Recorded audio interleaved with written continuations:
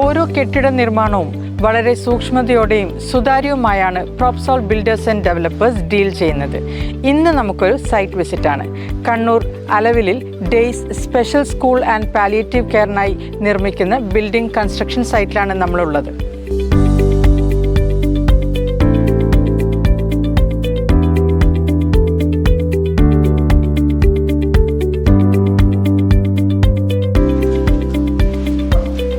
ഈ ഒരു construction work lead ചെയ്യുന്നത് Propsol property and project management CEO ആയ ED ഗോപിനാഥ് സാറാണ്. നമുക്ക് അദ്ദേഹത്തോട് കൂടുതൽ വിവരങ്ങൾ ചോദിക്കാം. Hi sir. ഹായ്. നിലവിൽ ഈ ഒരു പ്രൊജക്റ്റ് ഏത് സ്റ്റേജിലാണ് ഉള്ളത് ഒന്നൊന്ന് വിവരിക്കാം. തീർച്ചയായും ഈ ഒരു പ്രൊജക്റ്റ് ഇപ്പോഴത്തെ ഒരു present condition structural work complete ആയിട്ട് നമ്മൾ പൂർത്തീകരിച്ചിട്ടുണ്ട്. ഇനിയിപ്പോൾ നമുക്ക് അതേപോലെ മെസൻട്രി വർക്കാണ് ഇപ്പോൾ ഓൾമോസ്റ്റ് കംപ്ലീറ്റ് ആയിട്ടുണ്ട്. ഒരു 95% നമ്മൾ മെസൻട്രി വർക്ക് കംപ്ലീറ്റ് ആയിട്ടുണ്ട്. ഇനിയിപ്പോൾ നമുക്ക് ഫർദറായിട്ട് ചെയ്യേണ്ടതെന്ന് വെച്ച് കഴിഞ്ഞാൽ നമുക്ക് ഇലക്ട്രിക്കൽ കോൺഡ്യൂട്ട്സിൻ്റെ വർക്കുകളാണ്. അതിനോടനുബന്ധിച്ച് തന്നെ ശേഷമുള്ള വർക്കുകളായ നമ്മൾ പ്ലാസ്റ്ററിങ് വർക്ക്, അതേപോലെ തന്നെ tile work, false ceiling, നമ്മുടെ പെയിൻറ്റിങ് വർക്ക്സ്, ഇതൊക്കെ ഇതോട് അനുബന്ധിച്ച് നടത്തേണ്ട വർക്കുകളാണ്. ഇതെല്ലാം ഏകദേശം ഒരു ലെവലാകുന്ന സമയത്ത് തന്നെ നമുക്ക് ഫ്ലോർ ടൈലിങ്ങിൻ്റെ വർക്ക് വേറെ തന്നെ ആയിട്ട് വരും. അതേപോലെ തന്നെ ഇൻ്റർലോക്കിൻ്റെ വർക്കുകളും നമുക്ക് കംപ്ലീറ്റ് ചെയ്യാം. സാധാരണയിൽ നിന്ന് വ്യത്യസ്തമായിട്ട് സ്പെഷ്യലി ഏബിൾഡ് ആയിട്ടുള്ള ഒരു കുട്ടികൾക്ക് വേണ്ടിയിട്ടുള്ള ഒരു കൺസ്ട്രക്ഷൻ ആണല്ലോ ഇവിടെ നടക്കുന്നത്. സോ അതിൽ വേണ്ടിയിട്ട് എന്തെല്ലാം പ്രത്യേകമായിട്ട് ശ്രദ്ധിച്ചത്? ഇത് ബേസിക്കലി ഇത് സ്പെഷ്യലി ഏബിൾഡായ കുട്ടികളുടെ ഒരു വെൽനസ് സെൻ്ററാണ് ഇവിടെ. അപ്പോൾ ആ ഒരു നിർദ്ദേശം ക്ലയൻറ്റിൻ്റെ സൈഡിൽ നിന്ന് വന്ന സമയത്ത് തന്നെ അവരുടെ നിർദ്ദേശങ്ങളുണ്ടായിരുന്നു, ഇങ്ങനെയുള്ള കാര്യങ്ങളെല്ലാം ഈ ബിൽഡിങ്ങിൽ ഉണ്ടാവണം എന്നുള്ളത്.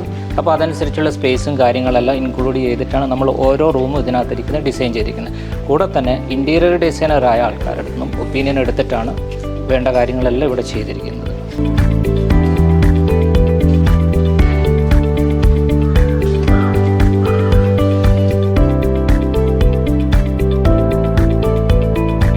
അപ്പോൾ നോർമലി ക്ലയൻസിൻ്റെ റിക്വയർമെൻറ്റ്സ് അനുസരിച്ചിട്ട് തന്നെ അവരുടെ റിക്വയർമെൻറ്റ്സ് പൂർത്തീകരിക്കുന്ന രീതിയിലാണ് ഈ ബിൽഡിംഗ് കൺസ്ട്രക്ട് ചെയ്തിരിക്കുന്നത് എന്ന് പറയാം അല്ലേ? തീർച്ചയായും. കാരണം ഇതിൻ്റെ ഓരോ സ്പെഷ്യാലിറ്റി എന്ന് പറഞ്ഞാൽ ഈ റൂമിന് ഫിസിയോതെറാപ്പീൻ്റെ റൂമുണ്ട്. അതെല്ലാം ക്ലയൻറ്റിൻ്റെ സൈഡിൽ നിന്നും അതിൻ്റെ സ്പെഷ്യലിസ്റ്റ് ആൾക്കാരുടെ നിന്നുള്ള ഡീറ്റെയിൽസ് എല്ലാം എടുത്തതിന് ശേഷമാണ് ഓരോ റൂമും നമ്മൾ ഡിസൈൻ ചെയ്തിരിക്കുന്നത്. അത് സ്പീച്ച് തെറാപ്പി ആയാലും ഒക്യുപ്പേഷണൽ തെറാപ്പി ആയാലും അങ്ങനെയുള്ള പല റൂംസുകൾ ഇതുമായിട്ട് ബന്ധപ്പെട്ടതുണ്ട്. അതെല്ലാം എല്ലാം അതിൻ്റെ സ്പേസും കാര്യങ്ങളും എക്യുപ്മെൻറ്റ്സ് വെക്കേണ്ട സ്പേസ് അടക്കം ഡിസൈൻ ചെയ്തതിന് മനസ്സിലാക്കിയതിന് ശേഷമാണ് ഓരോ മൂവ്മെൻറ്റ്സും ഇതിനകത്ത് ചെയ്തിരിക്കുന്നത്.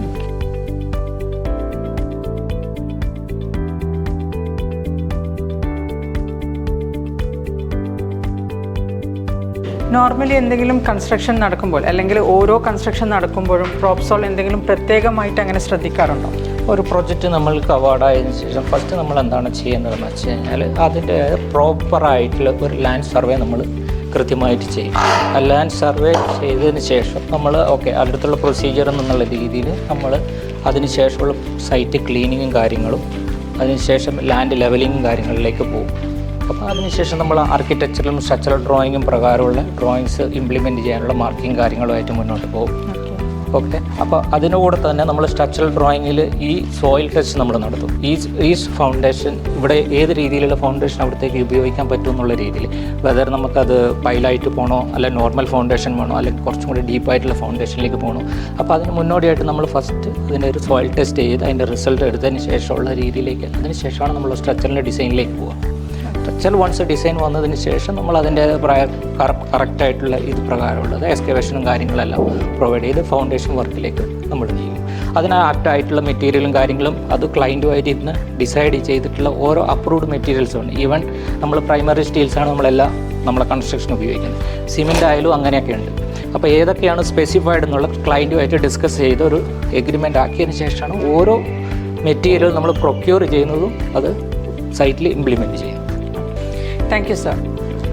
സാറിൻ്റെ അടുത്ത് സംസാരിച്ചതുപോലെ തന്നെ പ്രോപ്സോൾ ബിൽഡേഴ്സ് ആൻഡ് ഡെവലപ്പേഴ്സ് ഏതൊരു കൺസ്ട്രക്ഷൻ ഏറ്റെടുക്കുമ്പോഴും അതിൻ്റെ ലീഗലായിട്ടുള്ള എല്ലാ പ്രൊസീജിയേഴ്സും പൂർത്തിയാക്കി ക്ലയൻസിൻ്റെ റിക്വയർമെൻറ്റ്സ് കൂടുതലായി ഉൾക്കൊണ്ട് വളരെ സുതാര്യമായിട്ടാണ് ഓരോ കെട്ടിട നിർമ്മാണവും പൂർത്തിയാക്കുന്നത്.